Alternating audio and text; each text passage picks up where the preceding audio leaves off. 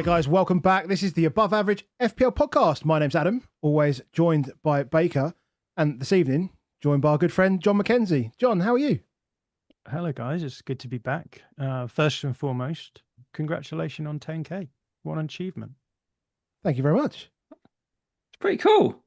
It's so cool. Well, cheers to that. Well, completely ruined my nice little thing here, but we can go back to this at some point. That's fine. I think we should celebrate it now, right at the top. This is the most important thing. 10K. Mad. We've been, I think we'll give something away to someone for it, and then I think I'll never ever mention subscribers again, because it's just something I can't be asked to mention, because it's great. It's really, really great. We have a lot of engaged people in the chats and comments and stuff like that, and we want to just keep building that community as much as possible as well. So, yeah, I mean, maybe that starts with getting people to the videos in the first place, and 10,000 is a number, man. It's a big number.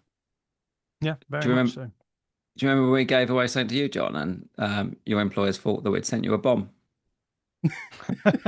Yeah, I mean, what actually happened was that you thought you were being smart. I think it was Adam.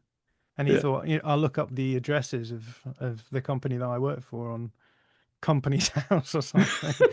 And you ended up sending it through to the lawyers who set up the company in the first place, which was also, it was not actually that far away. The mug did actually end up on my desk eventually, but yeah, I think it must have been vetted a few times before it arrived. What's worse than that? Go on. We'd already sent you a mug. We already sent you one. We'd already sent you one already. That's true. Yeah, and you'd completely forgotten about it, but it arrived. It was a miracle. And yeah, that was a fun. Yeah, it was a bit of a deja vu package to receive when I was opening it. I was like, this seems familiar.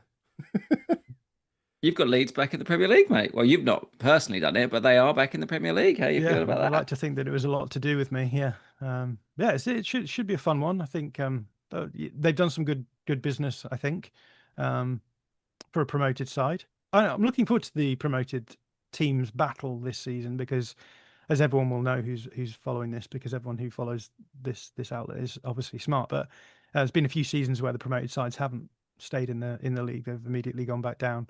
We've got a nice mixture, I think, of teams.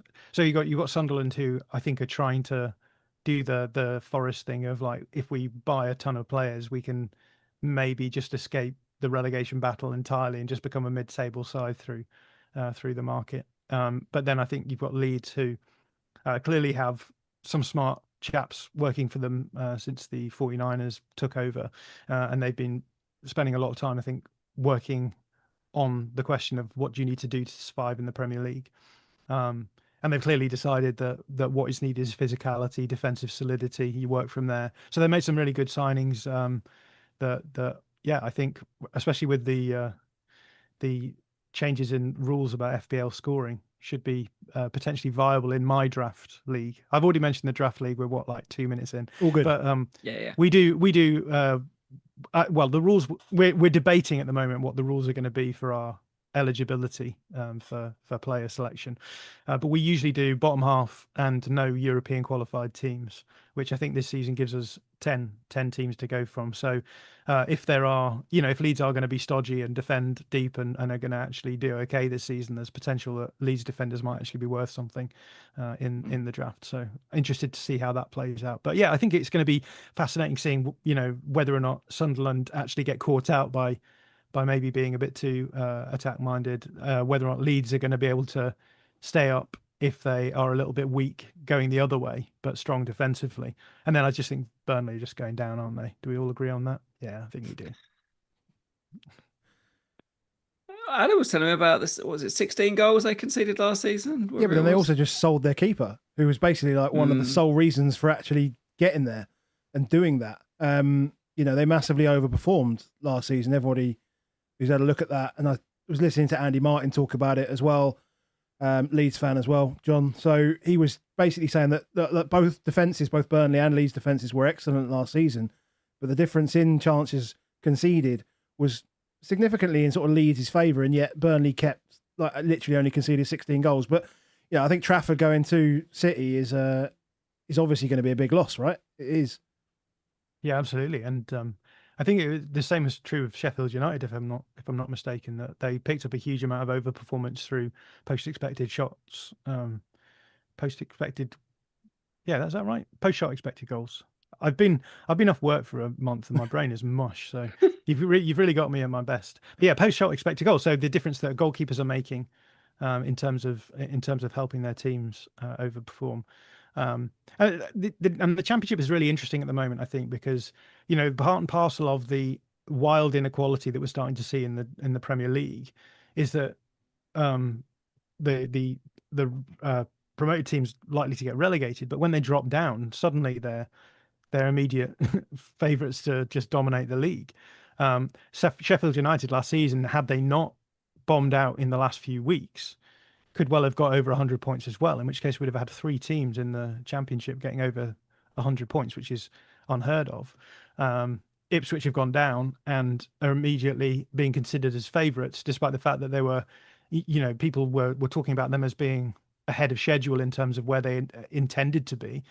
So no one expected them to stay up in the Premier League, but they've been able to spend, I guess, pretty wisely the summer before, and they built a squad now where people are saying, yeah, this is the team to beat in the Championship. So we're seeing that inequality of the Premier League sort of inverted when the teams go down, and we're seeing a bunch of, I guess, middle class teams now who are sort of hanging between the two divisions and making it harder for other teams to get out of the Championship, as much as they're making it hard for teams that get promoted to stay in the Premier League. So yeah, again, I think it'll be very fascinating to see the way that I think just with Leeds and Sunderland going in very different directions in terms of their market strategies, I think that'll be a fun thing to watch. I think especially from an FPL point of view as well. Like, where do you find the value there? Do you find the value now in a more defensive team, or do you look for with the Sunderland maybe looking like they'll be a little bit more dangerous going forward? There's the outside chance that you might be able to pick up one of their forwards doing quite well. But yeah, like I said, possibility that Leeds' defence might actually be valuable for people like me and in a draft league where there's maybe not a huge amount of availability for points. We kind of want to target those promoted teams as well. Like, we're horrible people that when teams come up, we're like, yeah, get them. I do feel like that a bit with Sunderland. I'm like, oh, the more attacking guys they buy, the more I'm like, good, because that might mean they play more open, and then we can smash 3-4 past them with the guys that we want to choose against them. Whereas that's probably that first game. You look at that and you're like, people are looking at Leeds, for example, and obviously they're thinking about Everton attackers for that first game, and then they go into Arsenal and thinking, do I need to have some Arsenal for the game against you? And yeah, it will be interesting to see how when you guys are preparing your teams for the season, how far ahead are you thinking in terms of where you think the points are going to be available? Do you just sort of have a spreadsheet which essentially says these are the teams that are going to be good in each game week? Try and cycle that way. You're looking. You're obviously looking at fixtures. Go on. Just explain. John plays draft, which so the draft version of it, FPL, and a selective draft where you can only have certain teams that you pick from. Therefore, obviously, if you draft at the start, you don't have to worry about fixtures. You don't have to worry about transfers. You don't have to worry about you don't need captains, do you? No captains. But it is worth saying that actually, I think I did okay last season in our draft league, precisely because I was pretty good at treating the pool of players that are available as almost like a subs bench. Arguably, that was easier because I guess there was less people in our league who were necessarily doing the same thing. So in many respects, I did sort of have a rough sense in my head of like, oh, this team has got a good run coming up, so I might want to get an Everton defender in after this match week. And that worked out quite nicely for me. But beyond that, it's just that I didn't plan anything really other than like each week I would be looking ahead and thinking, okay, try and get someone who's available from this team in, see how it's going. But yeah, to be honest, that's what attracts me to the draft approach, because I don't want to be sitting down and working out in extreme detail what everyone has to work out in order to be base level good, right? Which is the impression I get from FPL, which is essentially what you're doing is you all end up with the same team by the end. And it's Or just even at the about the start. efficiency. Yeah, it's about Yeah, the yeah. efficiency of arriving there as quickly as possible. And if you take your finger off the gas for a moment, then you're already behind the curve. But yeah, the draft approach has been really good, and I think as well the fact that we do the restrictive draft, like you said, makes the match weeks more interesting anyway. Because like last season, you do have to care about Ipswich, you do have to care about the teams that are mid-table, and you think, like for example, Leeds versus Everton going into the first game of the season. I know you said some people will be thinking well, maybe Everton attackers against Leeds, but in many respects, I think that game will probably be a sort of fairly stodgy affair. A lot of people, maybe if it came later in the season and everyone was expecting it to be sort of, maybe a 1-1 draw, no one would be thinking about it. But for us, those kind of games become super important. So a Monday night football with those two teams, where most of us will have a few players in there, can actually swing a match week quite considerably. So it's quite good fun from that point of view as well.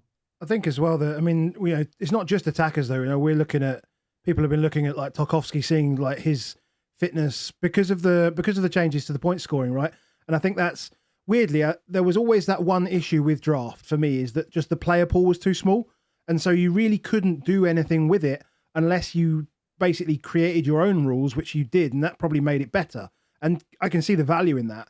But for someone that wasn't going to put any kind of restrictions on, like once you've gone past Haaland, Salah, Saka, Palmer, you're like, oh, who the hell's left? Like, who do I really want to try and fight against this guy who's got like one of the 4 best players in the game? So I think that this will be, I think just generally speaking, like the points change will make draft a lot more interesting. Massively well. I've said before quite a few times, I've played fan tracks for a number of years, and basically this now makes it very similar points wise to how fan tracks works, is that you get things for more of your contributions, and then the player pool is big. The problem, if you played FPL draft in previous seasons and you put no restrictions on, exactly what Adam said, that the draft order was way too powerful. Is because 10th was just never ever gonna, like Haaland's sort of variance and Salah's variance of where they might be, like they might not be first, they might not be the top point scorer at the end of the season, but they won't be 10th either. Like it's like very unlikely of where they'll end up. You can almost, that's what the price is, what they are. Is their floors are so high. Bringing more teams in, and if you do that little bit of exclusion, I actually think now, if you even just did it and just said no Salah, I think that works with draft. I don't know if this is true, but it seems as though there are always like outlier players who score considerably above the average, right? And it must be like a bell curve how it works out, right? So if you just chop off those of the two ends of the spectrum, I mean, you don't need to chop off the bottom end, obviously, because it naturally self-selects. But at the top, if you chop off those guys who are getting outlier points totals, then you bring everything down. What's really interesting, I was saying to you guys before we started recording, I had a look at the players who are eligible for us, and we literally, as I say, we go with bottom half and then no European qualified teams, which means that you end up with randomness, like Palace and Forest not being eligible, despite the fact they're probably lower table teams anyway, right? But if you look at I think the top 10 players from last season, 3 of them actually were eligible for us, and so you can still end up with a pretty good side. Despite the fact that obviously it's going to skew lower than it would do if all of the players are available to you. And I think you still end up with the same situation where if someone ends up with a player who does well, they can do quite well out of it. But I think what's interesting about it is it then does come down much more to being savvy in the draft, rather than just being like, well, as you say, you can just pick Haaland and he'll be fine. He's going to be top 5 player just because he's going to constantly farm points. Whereas I'm thinking the players from last season, Chris Wood did well. Will Chris Wood do well again this season? Maybe not. Brian Mbeumo was a player who did well this season. As we know, Brian Mbermo and Mateus Cunha both overperformed their numbers quite a lot. There's a strong possibility they don't get anywhere near the points total they got, right? So again, I think what's great about it is that it does sort of democratize the game a little bit more. It will end up uneven, but it feels as though that unevenness is much more based on like not skill necessarily, but like smarter decisions than just, oh, well, I was unlucky and I was the fifth, the 10th draft pick and I ended up with the 10th lowest scoring player, because it's pretty easy for you to project who's going to be in that top 10. So yeah, I think that adds an element to it for me as well. Are United an option for you guys then this year? We're saying no for United, I think. So I think technically we're saying big six, no. Yeah, that's fair. Which is, because again, I think that, I mean, Bruno would just be first pick. First pick, he'd just be first out of the hat and away you go. Yeah, I think so. So yeah, we're not going to have Man United. I forgot they weren't in Europe nor top half side. So but they're so I guess it's big six, top half and European qualifiers. But we talked a little bit about maybe changing things up and doing different criteria. So maybe doing like no player who's no British players or something like that, or only British players, or something along those lines, or even just being. And I foresee that by the time we get a few years into this, we'll just be voting on player by player who's eligible for the draft. But I think there are some potentials for like some fun things to do in draft this year. There's been some new sort of formats that have been added in. Or like tools that have been added in, so you can redraft. Redraft, yeah, that's cool. Which is good. So I think there's an argument to be made that you should do a January redraft and just go second half of the season with just different players. Or if you wanted to, I guess, and you wanted to have a sense of continuity, then just do a redraft for maybe 3 or 4 players and then select the players that you want to keep from your team before. I'm actually a big fan of the idea of continuity. I know that a lot of US fantasy teams often end up just keeping the same team year on year, right? Yeah, I play a lot of Dynasty NFL. I love it. Yeah, and so you just keep the players on, and I guess you have the chance to trade. I guess you have the chance to again redraft however many number of players you want. So you redraft the rookies each year, right? So effectively in Dynasty, basically you have a startup draft. And even in that, you've got that tactic of, do you want to try and win now versus do you just actually want to play for the future straight away? So just pick all first year rookies or stuff, or even actually just trade away a lot of your picks for next year's rookie picks. Yeah. So there's different ways, or somewhere in the middle, you can work balance of the two, but you can do all of that. And then the next year, whoever comes last gets first pick from the rookies. And because NFL, the difference with NFL with doing it for longer years is that the bar quarterbacks, most of them, the lifespan is so short. Like running backs, it's like 3 years and you're done, so therefore that turnover piece. Whereas if you happen to just get someone that's just ridiculous and then they play for 15 years in the Premier League, then you're like, we're never going to beat him because he's got Mo Salah every year for 10 years. Yeah. And that's the bit where it's always been a bit weirder to work, but there's definitely something in it of running years and just having some fun with something of or something creative. One of the things I always love about it is obviously it only matters to you when they score in draft. Is like you get all the points and everybody else gets none of those points. They're just yours. So when that moment happens, that dopamine hit is a bit higher in a way, because you're like, especially when you throw in like defensive numbers as well, right? So if you have a striker playing against a team, and so we play head to head. So if you're playing against, I don't know, if I'm playing against a team where they've got a couple of defenders and I have a striker and the striker scores, that's like a massive swing. You're not just getting the points for the goal, you're getting the lost points for them in terms of the defensive numbers. So I think that adds a great element to it as well. And I think it's really like we did 1 year where I think that it was the first year we did it, and it's just a group of friends, like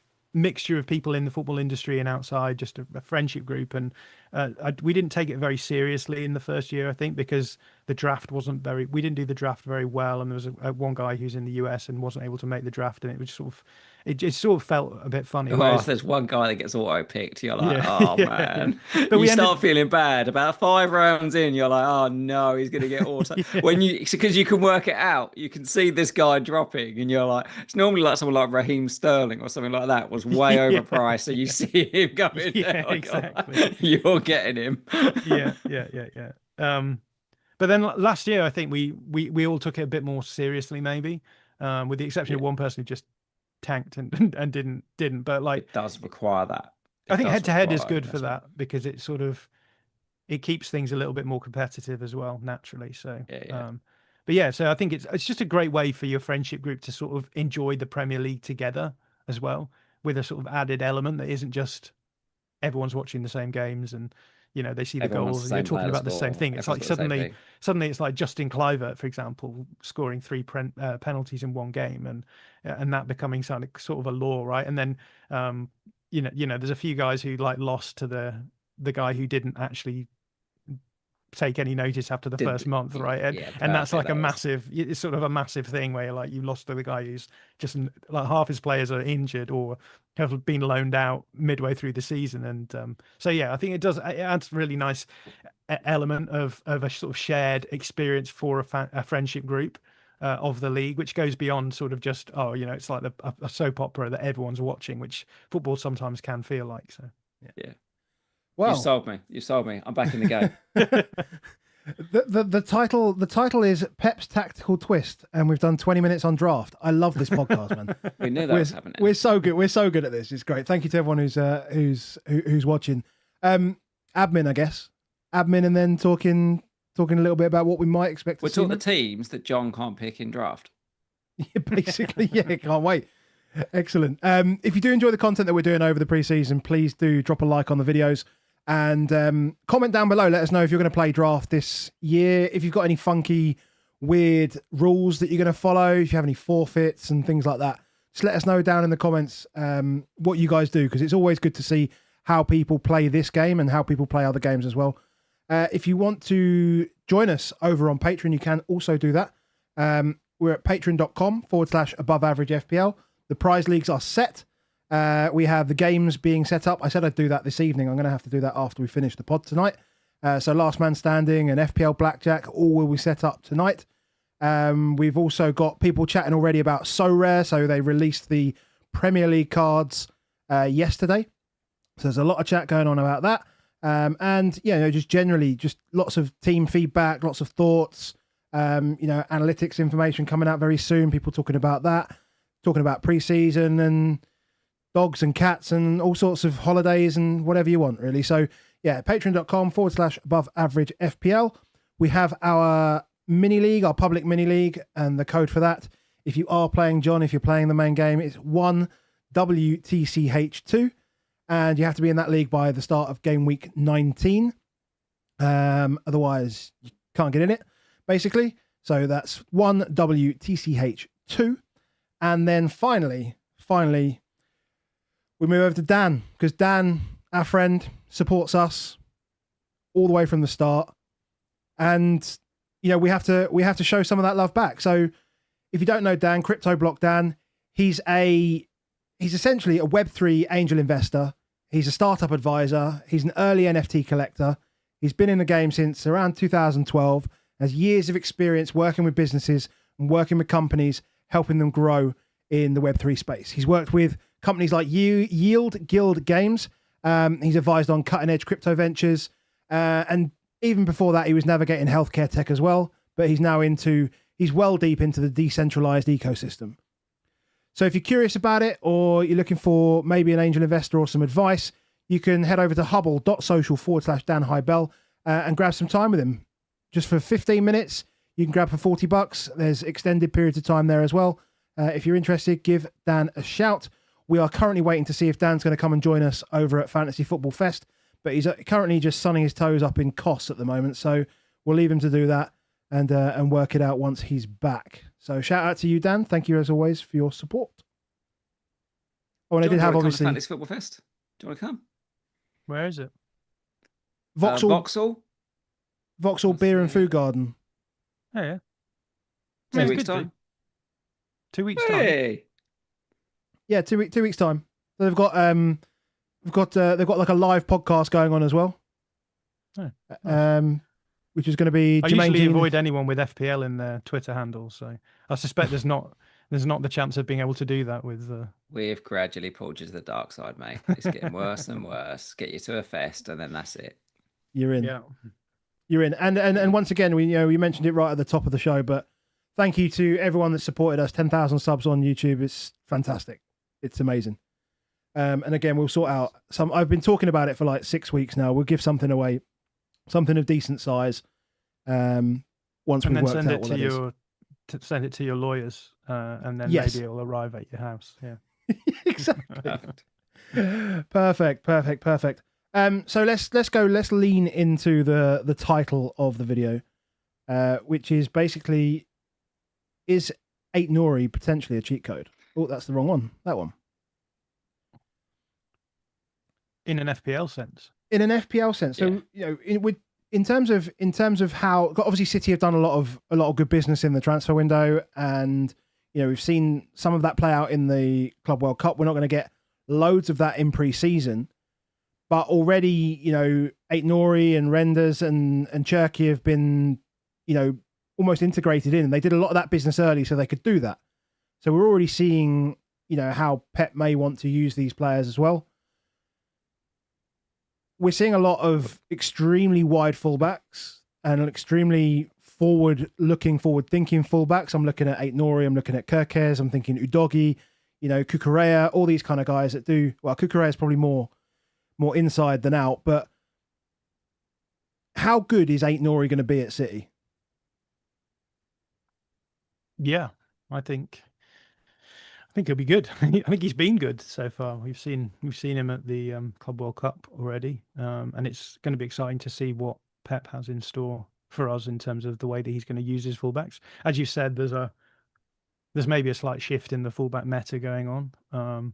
Feels as though we've seen it for the last few seasons, right? It's I'm thinking even like before last season where we saw Guardiola and Kyle Walker being used as what with holding fullbacks, maybe not getting us forward as much as you might want a withholding fullback to get forward, given the two profiles that they have.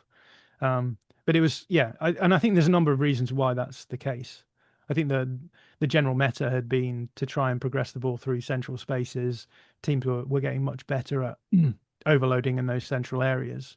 And I think the tendency to invert your fullback to add into that sort of overloading has meant that I think teams now feel as though they've probably farmed that approach as much as possible.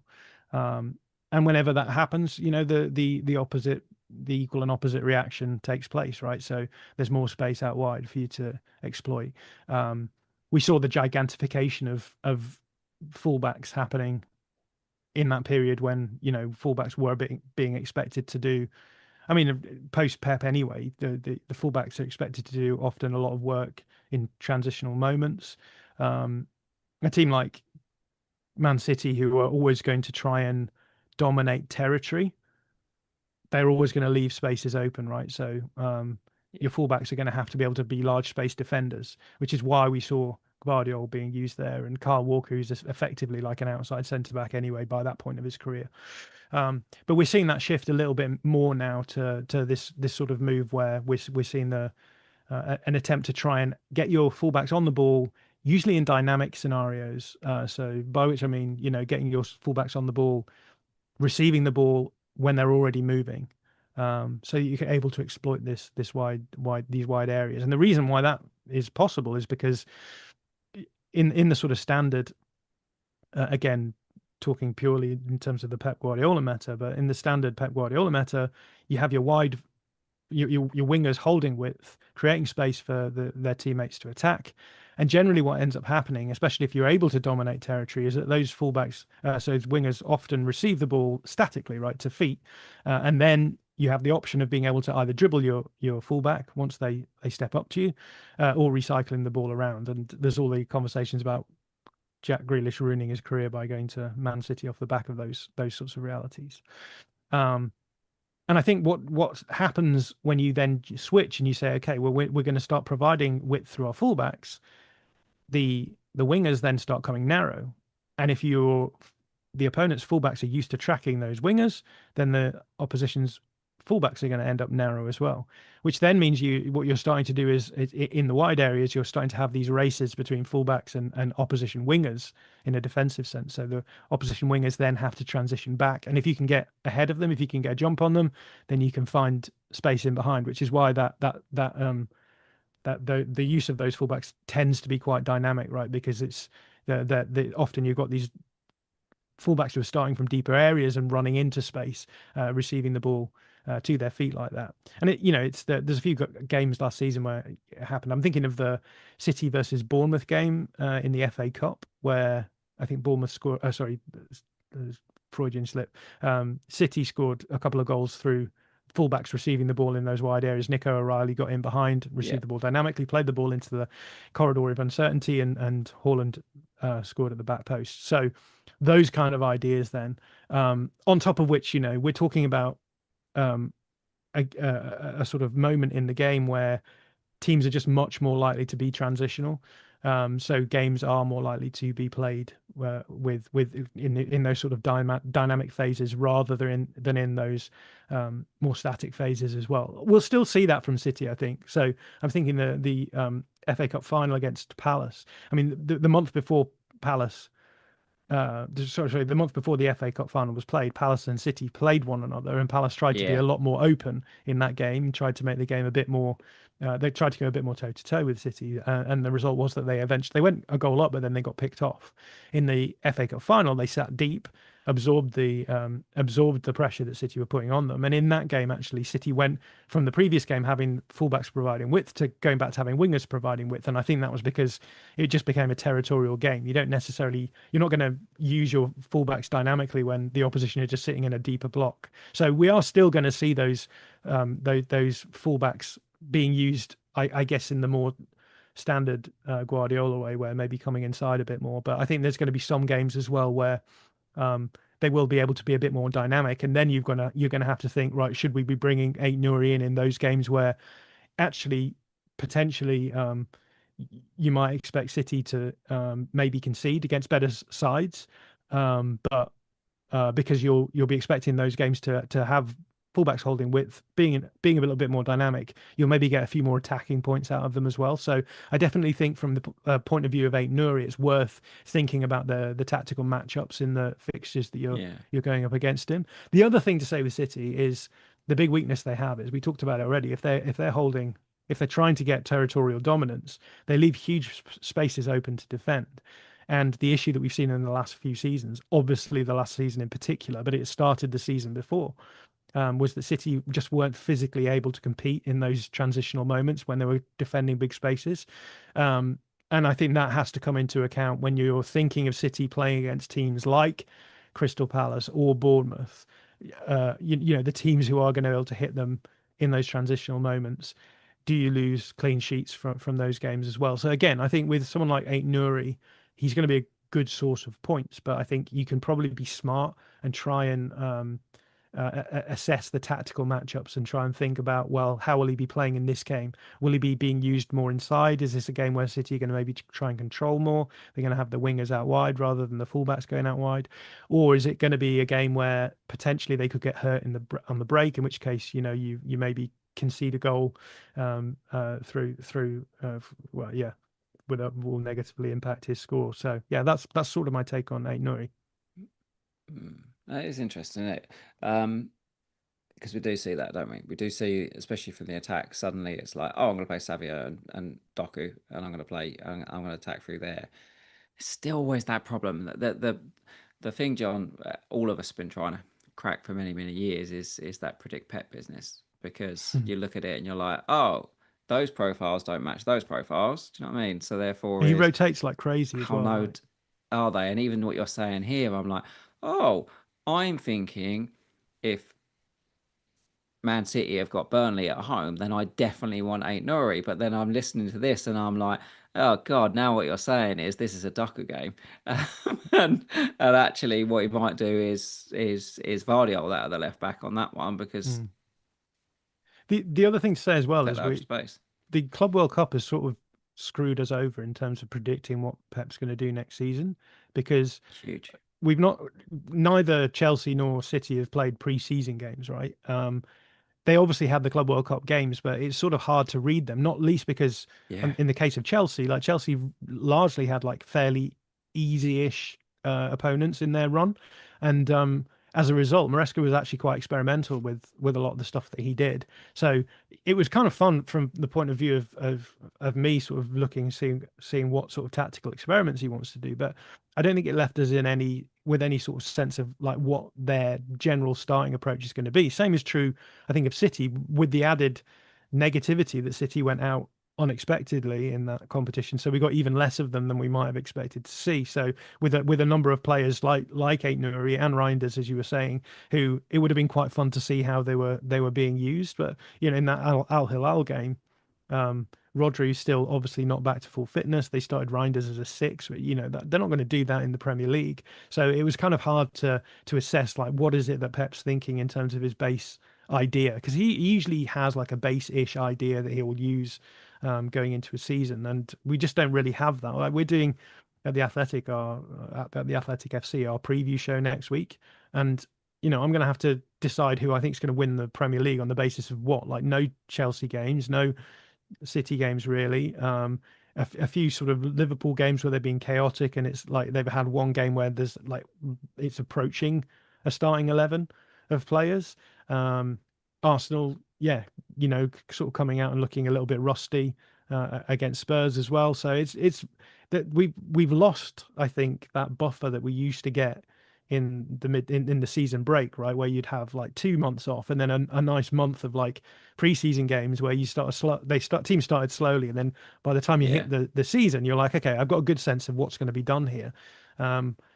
On top of which, it's been like a quite frankly vulgar transfer market, right? In terms of like, it feels like all of the big clubs have gone bigger, and it's very hard to even know what any of these squads are going to look like by the end of that window as well. So it is really tough for me to sort of sit here and think, well, how is City going to be next season?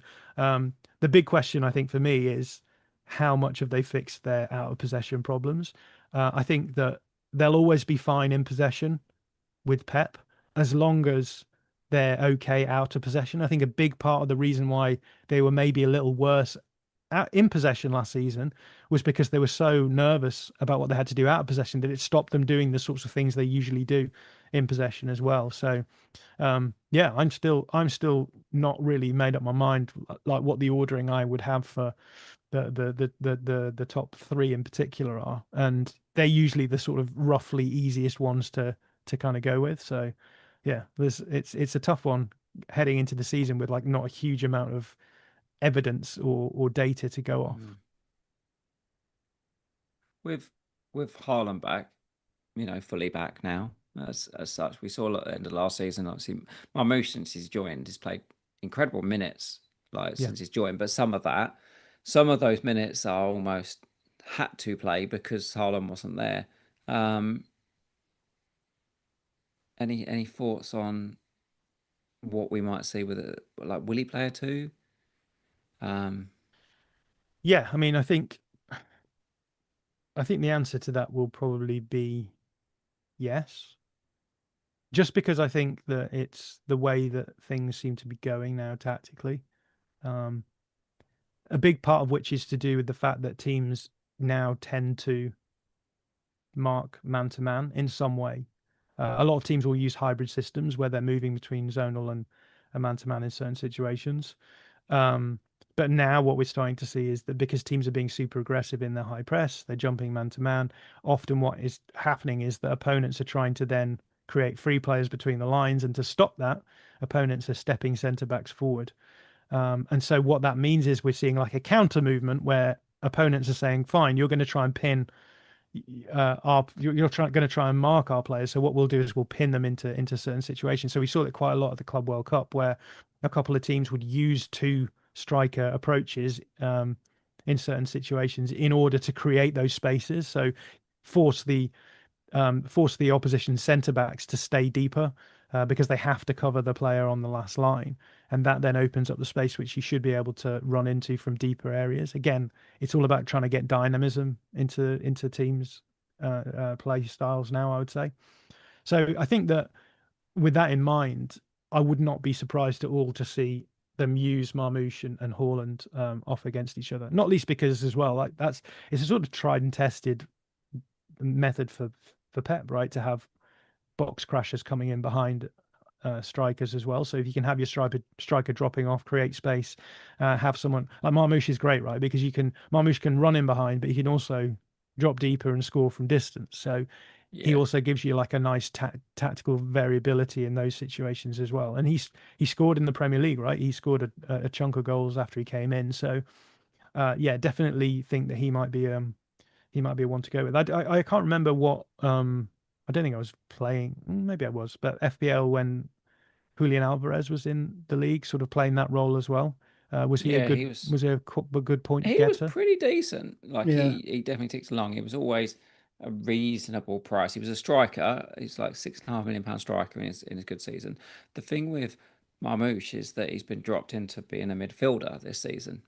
Oh really? So in the game. He's an £8.5 million midfielder, which puts him alongside exactly the same price as Wirtz, like £500,000 cheaper than £500,000 cheaper than say Bruno Fernandes. Wirtz at 8.5 is surely just a no-brainer, isn't he?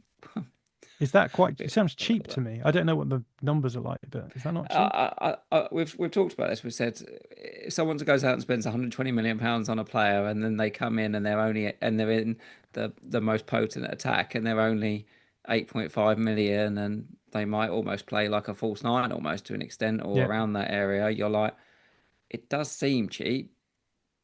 You're saying it's cheap, John? Yeah, I mean that to me sounds like an absolute no-brainer. I'd be getting him in the team on that value.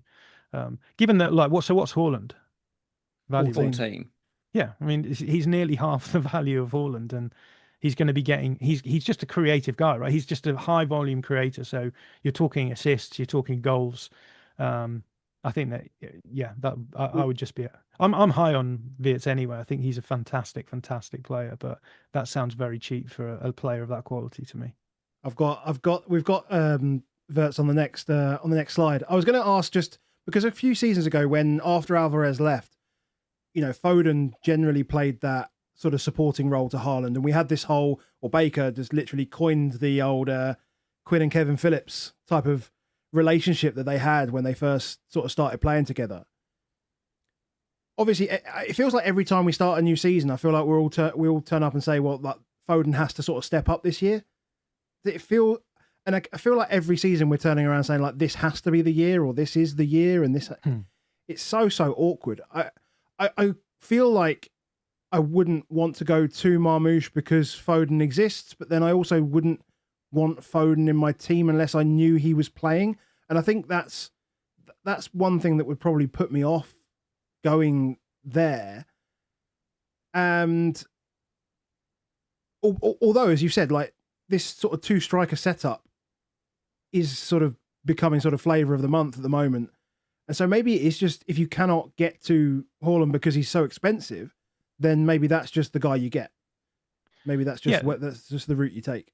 The other thing to say is that, like, you've mentioned Foden and Haaland, but we've not even mentioned Gundogan and Haaland, where there was a season where we were talking about Gundogan, right, which was like him box arriving and he scored a ton of goals that season. So this is Pep bread and butter. Like he does want to use his striker in such a way that you can play players off them and get them into those goal scoring situations. The other thing to say is Ryan Cherki. I'm sure that Guardiola is going to want to play him in central areas as well. It may be the case that he uses him as a wide forward when they're using fullbacks for width. But I do think that, and we've seen that in the games, right? He knows that to get the most out of Ryan Cherki, you've got to get him into those central spaces. And again, like, what does that mean for Foden? With Pep, it probably means that they're going to be rotating a fair amount, right? And this is the reason why you guys always talk about trying to work out what Guardiola's thinking at any one time. But I do think that has to come into discussion as well, not least because I think if he's given the options of, you know, playing in either of those 8 spots, we're talking Foden, Marmoush-ish, Cherky, and even Tijani Reinders. You know, where does Foden fit in? He had a tough season last season. Everyone knows what his quality is. He's had seasons where he won the league basically for City the season before. But if he can't get himself sorted out and playing well again, then you've got to think that he's probably going to be fairly low down the pecking order of that group of players as well. So I think that represents a little bit of risk too. But yeah, I don't know what the meta is for you guys, because like we say, like, Pep is such a tactical coach that he will always change the formation as he sees fit for the opposition, and that is not always necessarily as obvious as we might think in terms of like who you're going for. Whereas I think there's a lot of clubs out there now where you can be pretty certain that X, Y, or Z player is going to be playing most of the minutes, right? Like Cole Palmer is going to be playing every available minute for Chelsea, right? That's the issue, isn't it? And that's where it becomes tricky, I think, because the players like that for Pep tends to be like Rodri, if at all possible, and Haaland. Those are the two you go for. But beyond that, there's a huge amount of scope for flexibility in those attacking players. So yeah, I think it's maybe a tricky one with City. I think they've also looked at the sort of the way that Chelsea have built their squad even over the last couple of years, in terms of like just literally the volume of players. We all see it. We all just go, oh, look, Chelsea have signed another player and another player and another player. And then you look at, you know, we talk about Aït-Nouri, like he's on the screen. We talk about Aït-Nouri and you go, well, Guardiola could just play there. And it's not like they don't have Ake and Akanji and Stones and all these, like Ruben Dias, and these guys all exist in multiple positions. And they've got Mateus Nunes at the moment. They're looking at Tino Livramento, you know, in terms of, they've just got multiple players for multiple positions now. Yeah. And it feels like they're just getting better and better prepared to just smash everything on all fronts. And I think they saw last year that Chelsea were able to go all the way through to, you know, a full European campaign, albeit was obviously, you know, not the hardest opposition, but they managed to get through that, the Premier League, finish in the top 4, and then go and, you know, they obviously acted before Chelsea went and won the Club World Cup, but that feels like it's the way to go. If you can manage the finances through the chaos and you can get the right amount of players in, I think it makes it really difficult to pick City players, because Pep does what Pep does, and as you say, like Palmer just sticks out as the man that's just going to play all the minutes. Yeah, I think the other thing to say about Chelsea though is that effectively they could play a 2-squad system last season. They're not going to be able to do that this season, and I think a lot of people are maybe slightly overrating Chelsea off the back of the fact that they effectively played like no European games until right at the end. It's true. And I think on top of that, it's you're then kind of thinking, well, this time round they are going to have to actually play their better players in Europe. How are they going to survive that? So I do think that's worth keeping in mind as well with Chelsea, because I suppose that might even affect Palmer's minutes, right? If you're going to be wanting to play him in the knockout stages of the Champions League at least anyway, right? You could probably get away with playing him pretty regularly, but at the same time, we don't necessarily know how that's going to go. I don't think we've not seen a season yet where Palmer has played regular top level European football in the midweek. So I think that's just something to keep in mind as well. Yeah, Chelsea are definitely interesting for us. Palmer, obviously, the end of last season, everyone was like, well, Palmer's now going many, many games without scoring, and he's really and you know, the season before, Palmer was incredibly cheap, so everyone had him. Like it was like, you know, when he cost no money, you didn't mind if he blanked, but he didn't really blank that often.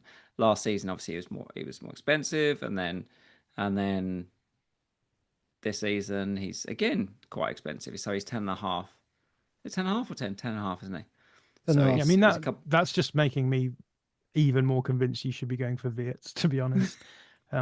Because I don't necessarily think that Wirtz is as guaranteed to get as many points as Palmer, but I think pound for pound, probably you're probably more likely to get a better value. But yeah, the other thing to say about Palmer is that again, last season, there's this whole debate about what happened with him. Why did he score so many goals at the beginning of the season and then tail off in the second half? There's a narrative about Maresca trying to develop a more control-heavy approach to football, which I'm sure is the case. I think that's what was happening. I think he realised that it was just unsustainable for them to just sort of like slug it out with teams and just rely on having better players. Although that is always the temptation, I think, when you have as many quality players as they do. But also, teams will have started sitting more deep against them when they realise that, it is much harder for. I think it was much harder for that team as well to break down lower blocks just on the basis of the personnel they had. So I think that comes into it too. And I think the question, Cole Palmer is obviously fantastic in those open spaces, like we saw it in the Club World Cup final. When you give Chelsea the space to attack, they are ruthless. That's not going to happen in the Premier League week in, week out. And then I think that then should inform your questions about what value you're going to get from Palmer. That said, I do think that it's worth keeping in mind that I think Chelsea will be able to break down lower blocks with better consistency than maybe they have done. The familiarity in that team are going to be much more fluid in their structuring than they were last season, where they were very much a sort of starting out coach, does positional play, wants the players to have the basics down before he starts introducing maybe the more complex elements of it.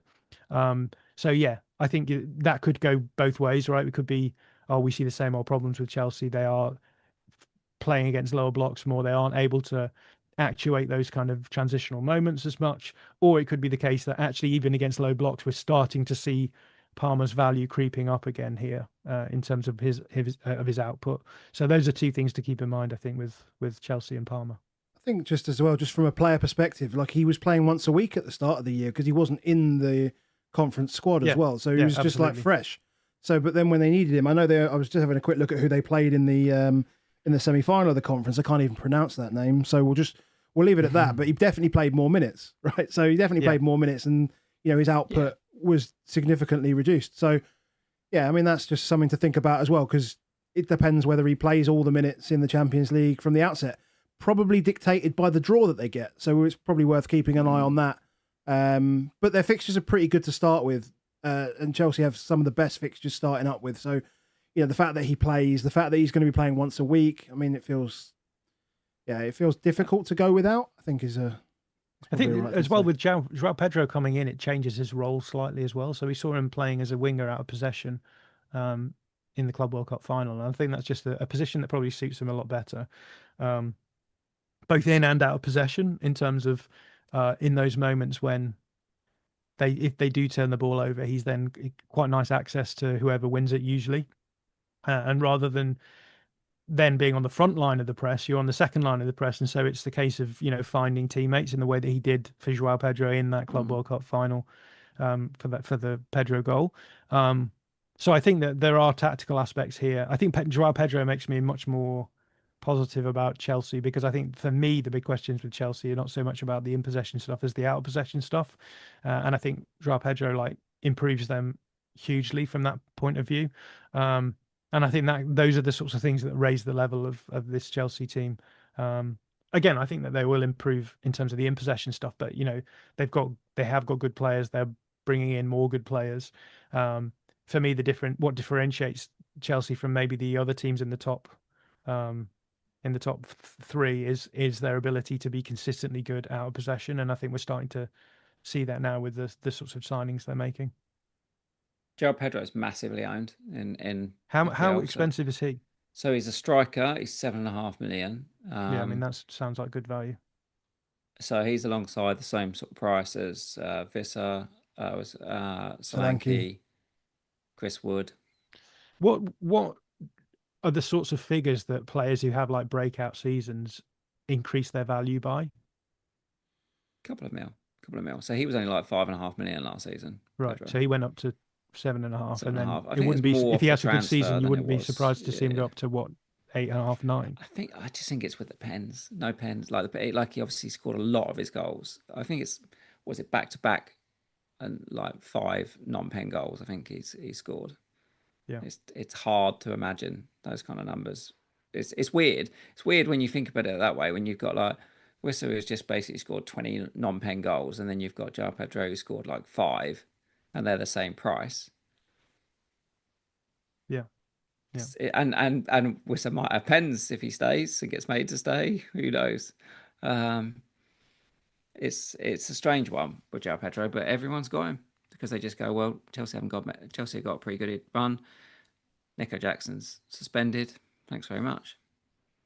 But yeah, he's an interesting one to take on or go with it. It's just a quick one. So Chintan's dropped a couple of super chats in YouTube. Shout out to you, Chintan. First question is pretty easy to answer, which is, am I crazy for having Aït-Nouri in my starting draft? Absolutely not. We've just been waxing lyrical about how good that can be. So definitely not. But there's a question here. He's expensive though, isn't he? He's the most expensive. Effectively, he's the most expensive defender in the game now. Yes. Alongside the same sort of price as Vardiol was alongside the Gabriels, the Van Dijks, and that world. And it is. It's a high risk, high reward, isn't it? What's the received wisdom on like finding value from fullbacks? Is it better to? I don't know. I mean, I guess the answer's going to be it depends. Want the but goals, like, mate. You want so the goals. So it's basically attacking fullbacks. But I'm just thinking like if you had a fullback for Arsenal, for example, and they're so sparse in terms of conceding goals, is that not adding value? People just go set piece. Gabriel's going to score. It's more like so much more likely almost that Gabriel will score a goal than it is. Yeah, almost Ben White. To an extent. Yeah, that's true. Assists are okay, but there's 6 points for a goal compared to 3 points for an assist. It was only Trent that could drive that in the past. Really, he was just because of the volume of involvement that he was in, the number of key passes he made, the big chances he created, and the bonus, just everything just added up to just monster, right? Yeah. But other than that, people I look at like Danny Munoz it's a little bit cheaper at 5.5, and I'm like, hangs in the box all the time. I don't know. Aït-Nouri for me. Porro.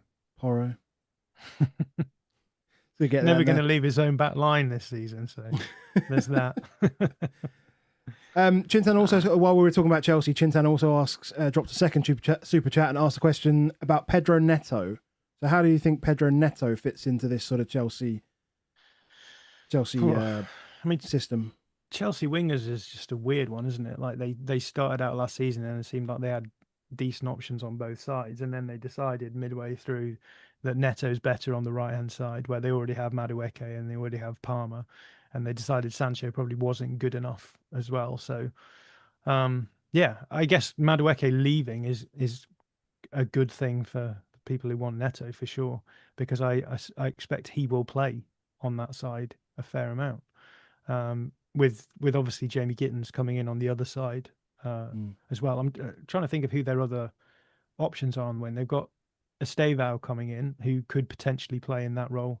He's certainly not going to play a huge amount of minutes off of Cole Palmer, right? And I guess Cole Palmer could play there as well, depending on what you want to do with your structure too. So again, we'll have to wait and see what kind of system that Chelsea run. But they've largely been running the same kind of system, right? Where they end up in the same shape, regardless of the fact that they maybe start out defensively in different shapes. And you see rotations, inversions from either side from fullbacks. Sometimes the fullbacks in the pocket, sometimes the fullbacks offering width.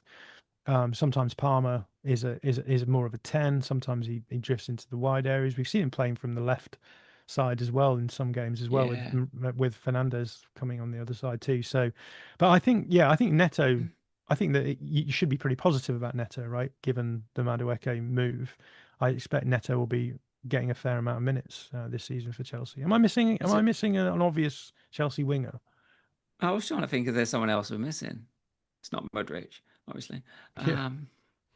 But again, that does influence their options in the wide areas, right? Which again means that Neto becomes a better option from there. Neto's along the sort of lines price wise of someone like Rodgers of Villa, and you're just like, just plays all their games and he's close to the striker. It's just, for me, I find Neto a real difficult one. And they can change those systems. We've seen that just on, what's the guy that's on? Gerald Hato. Although having said that, surely Cucurella is the value option for Chelsea. He's 6 million as well.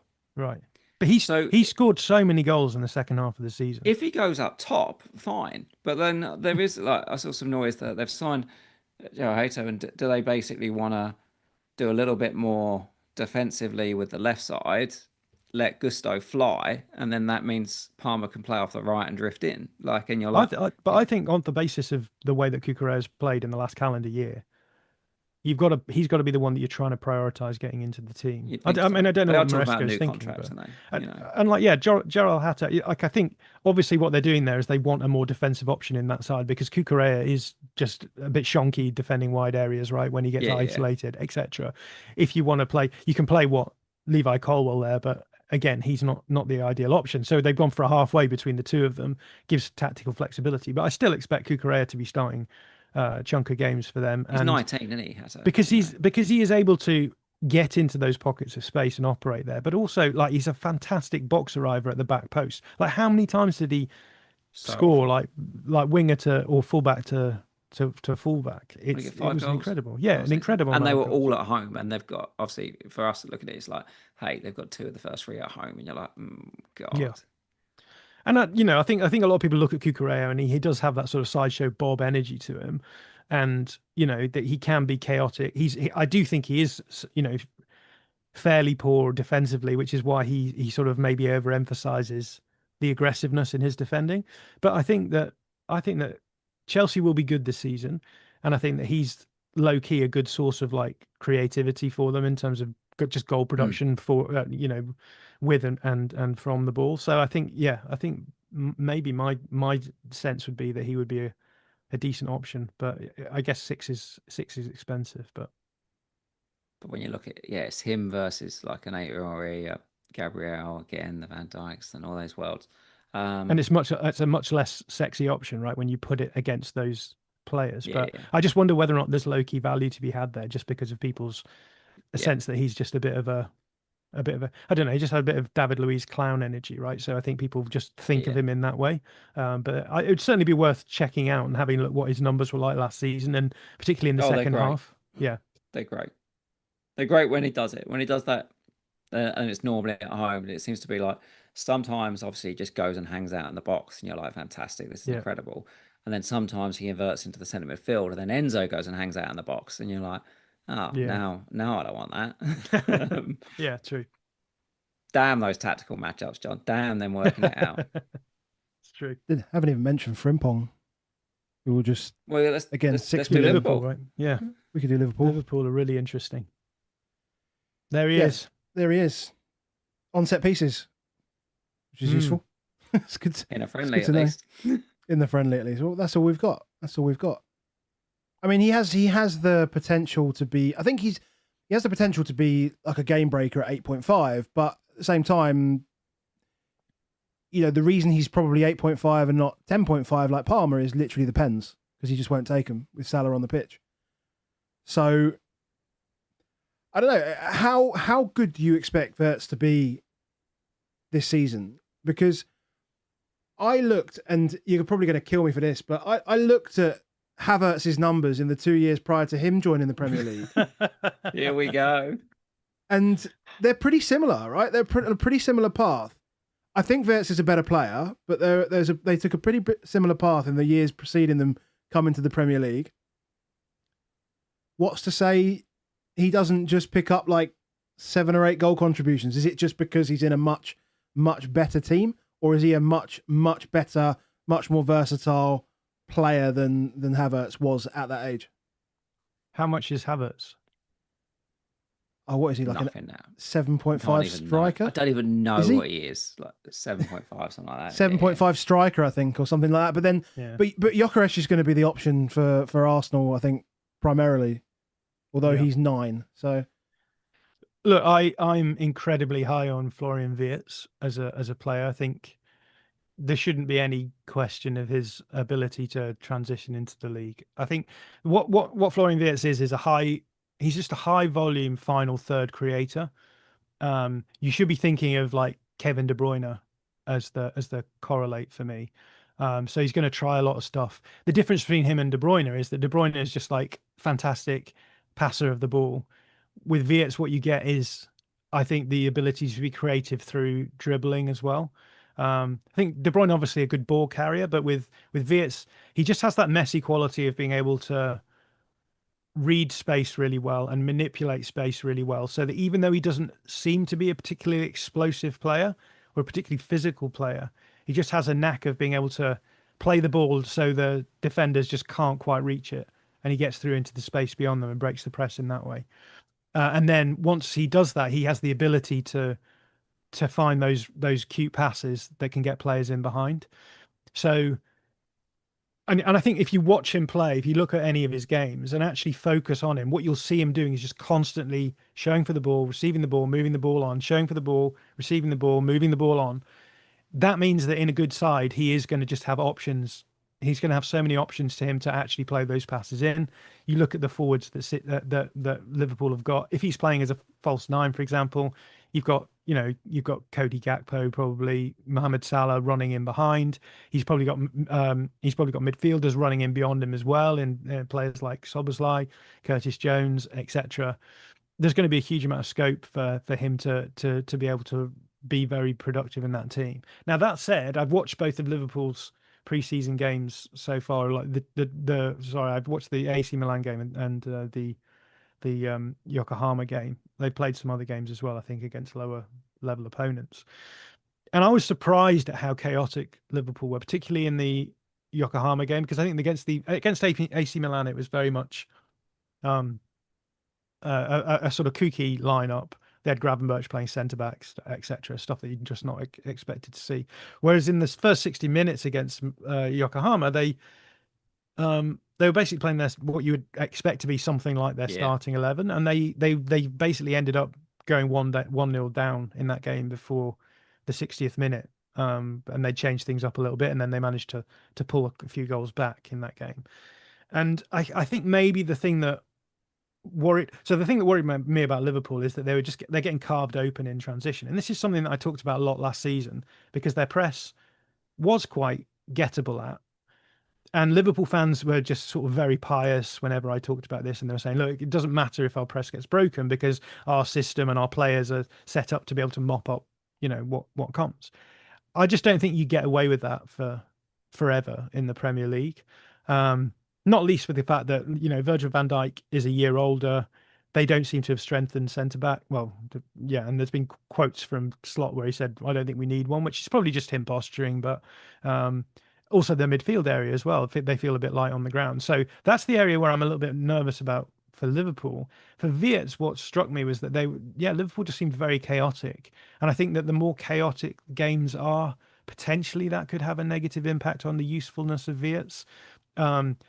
For the reason that I talked about, which is that he's a high volume final third, high touch player, right? So if you go through the last 5 seasons of players who have the most touches in the final third, you're talking players like Bukayo Saka, Lionel Messi, Kevin De Bruyne, players like that who are right up there. And you don't necessarily worry about how they do things. You just worry that they're doing things. And Florian Wirtz was up there last season as well. If you make games more chaotic, I think you lose the value of having someone like that, because if you are able to control games higher up territorially, you're able to generate more chances. Whereas what Liverpool did last season was their high volume creator was a fullback who is deeper on the field. Now, people like to talk about Slot as being a guy who likes to control games. That's kind of true, kind of not true, I would say, because I think that he does control games, but he does that not by trying to flatten out games when you have possession of the ball by sort of squeezing teams, as we said before, territorially into their penalty box. He does it by the back line holding the ball and then limiting the amount of chaotic attacks that they have, right? So it's not so much that he's trying to control the game qualitatively, it's that he's trying to control the game quantitatively by only picking the moments when you go for those more chaotic moments. And I think that's a very different dynamic to be thinking about creativity for in Liverpool, Liverpool's setup, because when you are someone like Trent Alexander-Arnold, who is going to be deeper in the field in those moments where they're passing the ball around the back and then deciding when they're going to go forward, and he's the guy who can do that with such incredible effectiveness. It's very different than to have your creative guy either like operating as a midfielder or even as a false nine dropping into the midfield. If the game becomes too chaotic, does that mean that his usage rate is going to drop right down, and we're going to see less value from him as well? So again, this is just off the basis of a couple of preseason games that you shouldn't read too much into. But that was definitely the thought that I had running through my head about like how much value does Wirtz represent for Liverpool. But then, as we said before, the thing with Wirtz is he's so cheap that it's probably worth a gamble at this point. And Liverpool are going to be supremely creative, and he's going to be there doing stuff anyway. He'll still be good. He'll still be really useful in those scenarios. He's a good finisher. He's an incredible creative talent. So I think when you take that into account, it shouldn't be something that you worry about too much. But that's just the thing that I've got at the back of my head. Is that even better with Isak, or if Isak goes? Oh, yeah. I mean, now, do we think that that's going to? I don't know. It just seems to me like incredible. Sounds like it's now not happening, doesn't it, today? I just don't think it's worth it for them, insofar as like you're creating problems for yourself by signing Isak. I thought Ekitike looked decent in that first half. I did similar to you. Was my media at the half time was like, there was that moment, wasn't there, where that guy ran about 40 yards and all he had to do was face up against Van Dijk, and Van Dijk ends up. The guy just basically didn't know how. He was like, I'm just not actually going to have a go at getting past you, Van Dijk. I'm just going to keep running that way and just see what happens. And the commentators were all like waxing lyrical about Van Dijk, but I was like, this guy's just run 40 yards, and the only person anywhere near him was Van Dijk. Everybody else just disappeared. Yeah, and that's the worry, right, with their approach is that incredible attacking lineup, but. Yeah. If you're buying Ekitike and you're buying Isak, and they're both costing, I mean, what was Ekitike was pushing €90 whereas yeah, and I think the offers for Isak were British records, so you're talking 120 mil plus pounds GBP. That's a lot of money to spend on players who you're then having to think, right, do we rotate these guys? Do we play with two striker option? Do we use one of them out of position? It's just, for me, like, I understand why you might do it, and you kind of think, well, we're weakening a fairly direct rival in Newcastle.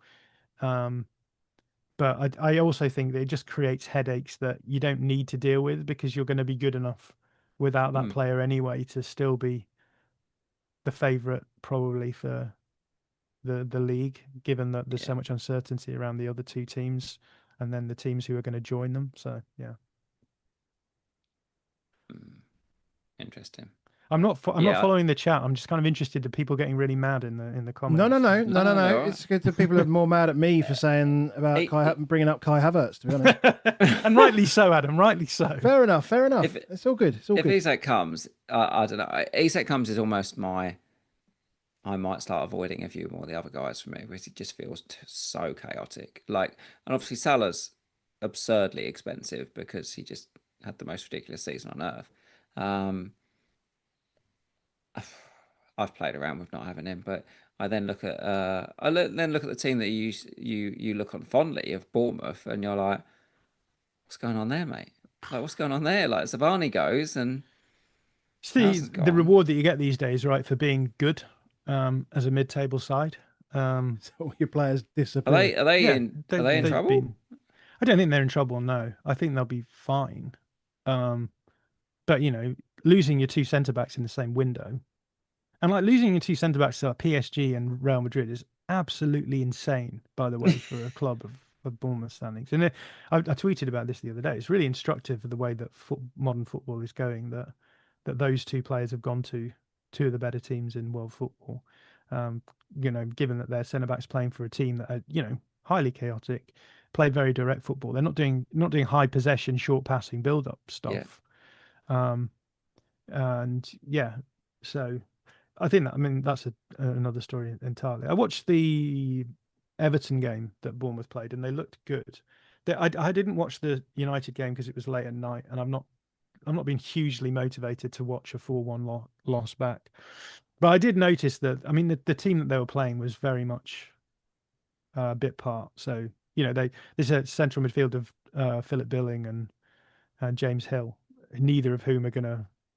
Well, James Hill may play as a centre back backup option. Big Phillips getting some minutes. You think he's going to stay around and play? Yeah, but he won't play in the double pivot. He'll play further up, probably as potentially as a backup as a 10.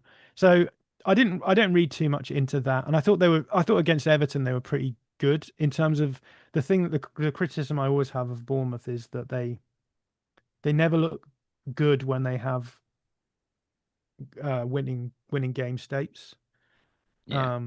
Because all they know what to do is to play chaotically, and in that game they actually controlled the game largely from start to finish. There was a few people saying, "Oh, Everton looked okay," because they did the sort of standard Moyes thing of having a few maybe outside chances. But once the Bournemouth goal went in, I think Bournemouth just sort of carried the game through in a way that surprised me somewhat. And this thing. I think Semenyo's looked good in pre-season. Yeah, he has. He has actually. And I thought he was actually quite poor last season, Semenyo, after the first few months. Whether or not, I mean, it's easy to speculate on these things, but it felt like he had a good couple of months, and then everyone was like, "Oh, Arsenal should sign him. Maybe he should go to Spurs." And it just felt like he lost a little bit of his momentum from that point onwards. And yeah, he's very much he's an incredibly useful player, I think, for a club like Bournemouth, because he just is so flexible. Like, his two-footedness means that he can play anywhere across that middle line of three. You could even use him as a striker if you wanted, but he's an incredibly useful profile, I think, for a team like Bournemouth. I think maybe less so for a bigger side. But yeah, I think it'll be good if he has a nice season and it's sort of a little bit more solid for him. Truffert. Kirkus to Truffert. Truffert, is that how we say it? Truffert, is it? I don't know. Something like that. I went... The left back. Adrian Truffert. We rely on you to watch your programs to understand how to pronounce these. You're pretty good at it. Adam's pretty good at it, to be fair. He's normally known most of these from his other games if it's so rare and stuff. I come in and I'm like, oh, Truffert. I've never heard of this guy. But I think this. So I think a lot of people were like, "Oh, losing Kirkes is going to be a massive loss for them," and I don't really necessarily agree with that. I think that was an interesting aspect of this game. Was, I think, an element of the control they got was from having a player like Truffert, who's a little bit more. He's a bit more of that sort of outside centre back option, who can be a little bit more controlled in possession. Isn't like with Kirkes, what it is like just long busting runs back and forth all day long, bit of chaos. He'll get back and defend in transitional moments and pull some nice challenges off. But he's just so chaotic that, I think, and again, that sort of goes back towards what we were saying about Liverpool. Like, the Liverpool team even more chaotic now. Yeah. So I'm kind of interested to see what they do. I'm sure they'll bring in a couple of good centre back options. And yeah, they've got Christie's out. Lewis Cook is out. Alex Scott, I guess, had a pretty busy summer with the under 21s. And I think he's sort of been a little bit injury prone here and there as well. Tyler Adams was at the Copa America. I think once they get those players back, they'll be fine. I don't think they're going to be a relegation concern. Whether or not they're as dangerous as they've been in previous seasons, I don't know. But at one point, I was considering actually the players that they've moved on, they could potentially be better than they were last season in terms of. I think that they're a great side when we're saying in those neutral game states where they're just going to hammer teams and pull goals off against teams that want to control games. They are going to be the team that sort of pulls them apart. But then when the game requires control, then it becomes a very different issue. And I think they're probably better suited to that now. And I thought, if they got all of the players in that they needed, they could maybe potentially step up a gear or maybe do the other thing, which is like people would think they're not doing so well, but actually their underlying numbers slowly creep up in promising ways as well. But yeah, I think it remains to be seen what happens with them. I'm not too worried about them, but yeah, I guess I expected them to have done more business by now, particularly when it comes to centre backs. I I'm just taking from this a little bit though. You know what you're saying there is a sneaky upset against Liverpool potential. Like I think a lot of us is now starting to think, God, lose both their centre backs, Liverpool could 3-4 against them. Yeah. You know, against It's them. worth remembering they've still got Marco Senesi, right? So, and you know the wonder story of Dean Huijsen last season was that was prompted by Senesi getting injured in the first place. Yeah. Had that not happened, Howson would probably still be a Bournemouth player now, right? And they would sell Zabani this season, and they'd use Huijsen and Senesi as the two centre backs. So, in many respects, it was a sort of like happy accident, the Howson thing. So, there's that. I think that Senesi, you know, you got Senesi can come straight in. They have been using James Hill, and I quite like James Hill. He's one of those players who, you know, goes under the radar a little bit, but you kind of, it does feel a step down, right, to go from Howson and Zabani to then Senesi and Hill. So, but at the same time, it was interesting. They did start that pair in, was it that friendly? I think it wasn't at the Everton one. They did start there. Yeah, they started with those two because I think it was just clear that Zabani's going to go, right? Zabani's going, yeah. Yeah. So, yeah, and I think the thing about Andoni Iraola is he just gets the best out of players. You give him sort of very average players, and then before you know it, you're talking about them as being fantastic players. So you know, I think that is the element that people will probably undervalue, just the fact that he is such a good coach, even in terms of like the individual stuff and the systems that he has, does get a lot more out of those kinds of players. Those are the players that you need, right? You need players who buy into the system, and in many respects, like elite players, maybe sometimes it can be a bit harder for them to do that, but in that respect, I think they'll be fine. I think it's very difficult to get excited in 2025 when a player's called James Hill. I think more than anything, I think absolutely. Ilya Zabani, Dean Howson sounds great. James Hill. Dean Howson does sound a bit like a sort of centre back that they played back in League One when they were in the 90s. It does, but it was when I so we mentioned this last week, but because obviously he's Dutch, or he's partially Dutch, I asked someone at work to give me the pronunciation, because I work with some Dutch people, and they sent me a video with the exact pronunciation. I can't repeat it exactly, but yeah, it sounds a lot nicer than just saying Howson. Yeah. It's definitely nicer than that. Yeah. Cool. Chat's asked about Gakpo being an option. I think we mentioned that slightly. Bozzy says at least he ain't called Harry. Yeah. There's a lot of this now is still going to be transfers. That's why it was more about. Yeah, we will get some more information on Arsenal. We will get some more information on Liverpool, at least. We'll get some more information on Tottenham. Did we talk? We didn't talk about Arsenal, did we? What do you think about Arsenal? Don't know. Good chat. No, I'm kind of interested to hear what you guys think, because I don't know. They feel kind of funny for me. I think there's a lot of Arsenal fans now talking about this as like, we need to do it this season. It's now or never in many respects, right? I don't know why they think in that way. I mean, I guess I do know why they think in that way, but it does also feel like, well, next season I would still anticipate that Arteta's there unless something goes very badly wrong. I think he may lose the fans if they don't win anything this season, but I still see them as being in a pretty good place.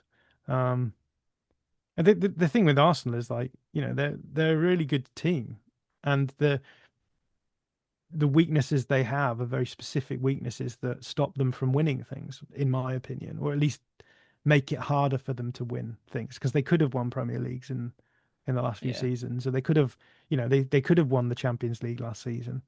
But it does also feel as though they sort of reduce their probability of winning things by making certain decisions. And I think that's what I'm kind of interested in. It seems like they're hanging a lot off Gyökeres as a solution to all of these problems, when in many respects I don't think the issue is necessarily that they don't have a striker, because I think they've had good strikers in the past. And I think, you know, even when they were running Marino as a 9, I thought he was like remarkably good as a striker in their system, which then raises the question, is the issue the system rather than the personnel? So that's what I'm kind of interested in with Arsenal. And I guess with Arsenal, the thing is like the value that they try and find is by being defensively solid.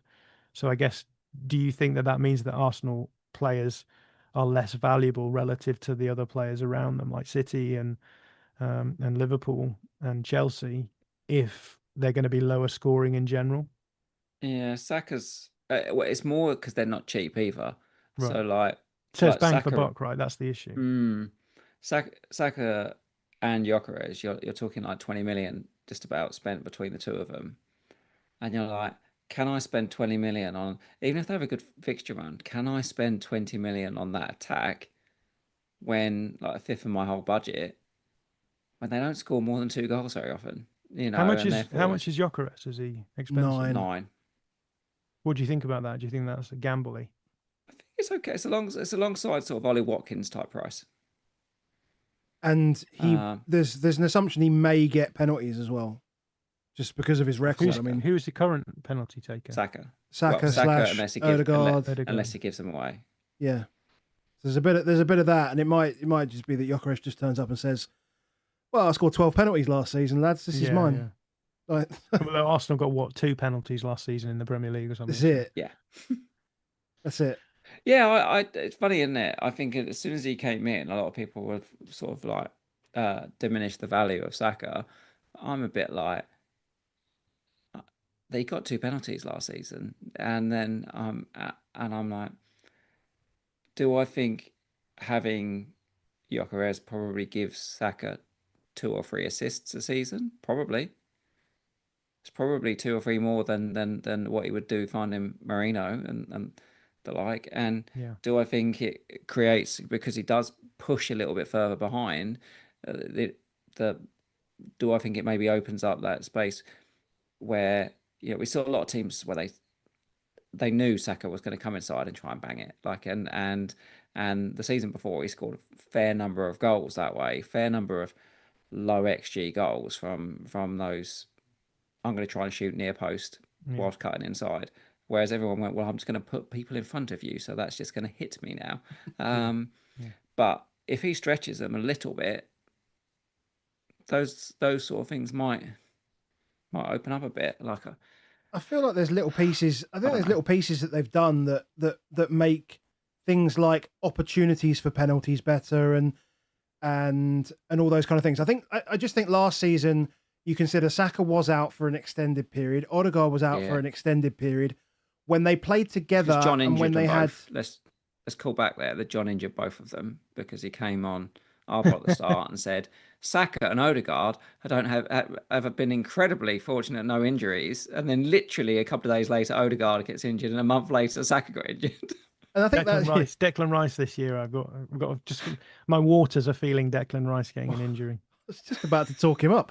But yeah, I think having Zubimendi and Norgard there is basically allowing Declan Rice not to have to go back into that space.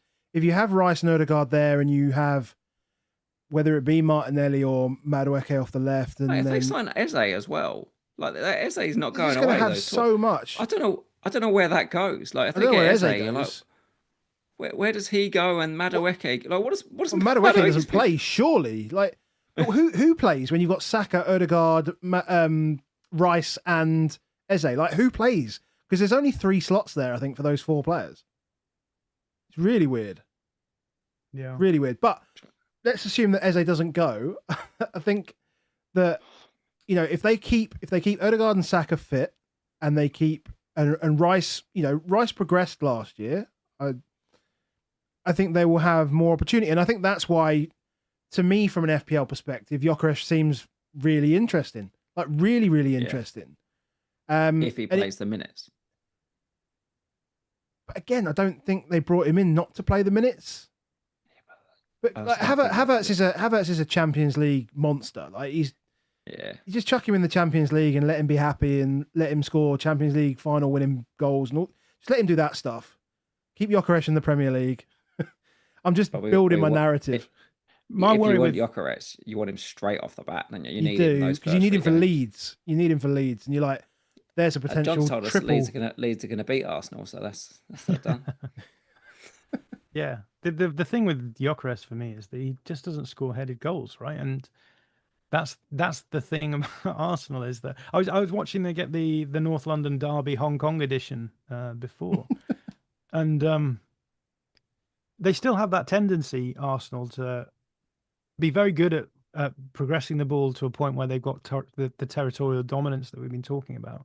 But then when they get there, it's kind of like, well, what do we do to try and break down these low blocks? And what they do is they box crash. So they have the striker, they have Declan Rice, they have usually the winger on the far side, all running as if it's an open play set piece, and they look to swing balls into the box. And for me, that's the issue with Gyökeres, is that like there's no question that Arsenal are going to be able to progress the ball forward. Like we all know this. I know everyone likes to bang on about, well, Arsenal just don't have the players to really benefit from transitional moments. I actually think they do. I just don't think that Arteta wants transitional moments. And so for me, the reality is like you bring in Gyökeres, he's going to be faced with a lot of those scenarios where he's having to do box presence stuff. Do you think that he's a guy who scored what 2 goals from headers last season or something very low? Do we think that that's suddenly going to result in like uptick goal scoring for a better team? That's the reality for me, which is why I always sort of pushed for Šeško as the probably smarter option for Arsenal. In that maybe Šeško doesn't develop that well.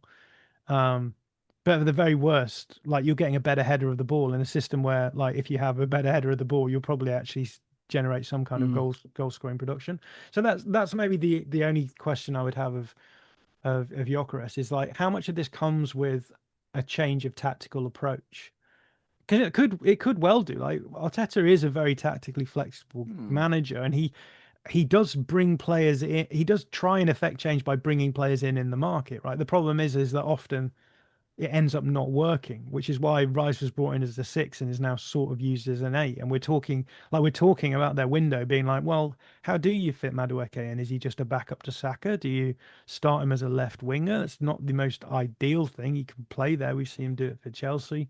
What happens if they bring in Eze? Like, how do you fit a midfield of Norgard, Zubimendi, Odegaard, Rice, and Eze? And do you play Eze as a winger?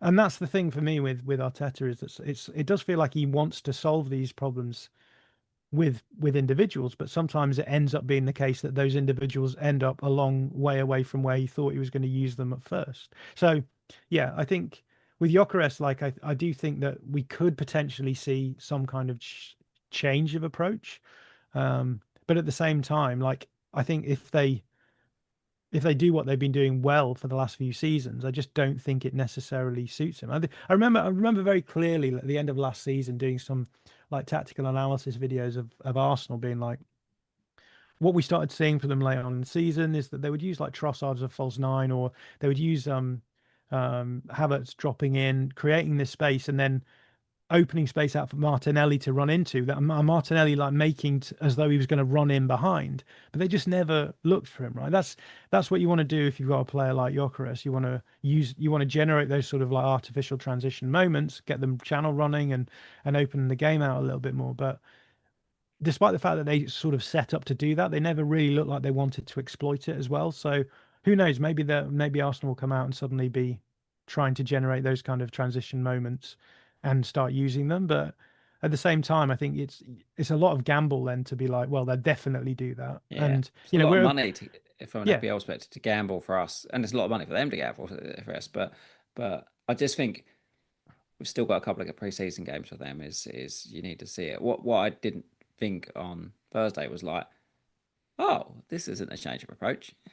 Yeah. That was my immediate, was like, this is exactly, Arsenal are still a bit stinky. I didn't get as far as when Gyökeres came on in that game, but like I presume there wasn't a huge change in the tactical approach at that point. No, not at all. It still felt like this is a defense first. We're not willing to start doing the transitions. We're still going to make sure I did still think about it and think it's probably a team that I could still see keeping as many as 20 cleans in a season, and it wouldn't surprise me. It's also but worth saying they were playing against Spurs, who were playing some of the lowest blocking football I've ever seen. were. So we were. equally, there wasn't a huge amount of space for them to actually do transitions. But were. yeah, we'll see. We're going to talk about Spurs. I don't know. No, we're gonna save Spurs. We're gonna save Spurs for your friend Nathan. Your friend Okay. Nathan, Okay. and Wendy are with us on Sunday, so you don't get a bag on Spurs yet. We're gonna be all good by the time we play Newcastle on Sunday. It's gonna be fine. Yeah, sure. Yeah, that's definitely happening. I think we're there. Is there anything else that we need to discuss? I think we've covered the main points, main teams, and and the draft is good. The draft is good. People should draft. I think we need to, Baker, we need to get in the Discord and draft. We need to get that going. We're drafting in the Discord. That channel will be set up 100% very shortly. The question is going to be how many drafts? That's the question. I'm going to set up an invitational draft this year. So I'll invite both of you two guys. This is your formal invitation to that. We're so in if it. you're keen for we're going to be active in it. I'll find maybe 8 or 10. I think I've got 5 people lined up. So Alex Barker's in. Barker loves it. Yeah. So just tell us when. Yeah. When you're going to run it. Do you run it? Yeah. Do you run it over when you do it normally? I guess when you do it at work, or if you do it with work colleagues mainly, do you do it in person or? No, I don't do it with work colleagues actually at all. Okay. We actually do it with a friendship group where we're based all around the world. Oh, nice. So yeah, this time round we'll have someone from India, someone from Portugal, someone from the US, someone in Milano. So yeah, it's very much the case of a multi. You jump on a call, jump on an old Zoom call, and the old Discord, old Discord call, nice. But yeah, and I guess we can have a conversation about how we want to restrict it, or if we want to restrict it, or how it goes. But that's something we can do when we've got a full gamut of people to do it. But yeah, it'll be fun. It's a bit more casual, I guess, with my friends insofar as like, I don't know. I think it's the emphasis is on fun. So I thought it'd be quite fun to try one where everyone's going to probably be quite serious about it. So see how that goes and see if I just hate it when there's much better fantasy players in the league than the other one that I'm in. We'll see. That's definitely not me, but there we go. Right, guys. Thank you, John. Thank you very much for joining us. We had fantastic discussion. Hopefully everybody watching live enjoyed it. And if you've watched back, thank you very much. If you're on YouTube, drop a like on the video. Continue subscribing and all that good stuff. Patreon.com/above average FPL. I said I'd never mention it. You've got 10,000 subs and you're like, yeah, I'm not bothered if you like and subscribe. We're going to wake up tomorrow and be like 9.99 and you'll be like, oh my God, what have I done? That's definitely the way. Patreon.com/above average FPL if you want to join us in the Discord. Shout out to Crypto Block Dan. For anyone that's going, we'll see you at Fest. We'll be back on Sunday with the Extra Inch boys to talk all about Tottenham and whether we see what Frank's cooking, quite literally. We're back. We are back. That's what we're saying. Putting it there. Are we back? Maybe we're back. Right, guys. Thank you very much. And I can't find the end screen, so we're stuck here forever. Just keep we'll catch you later. Cheers, guys.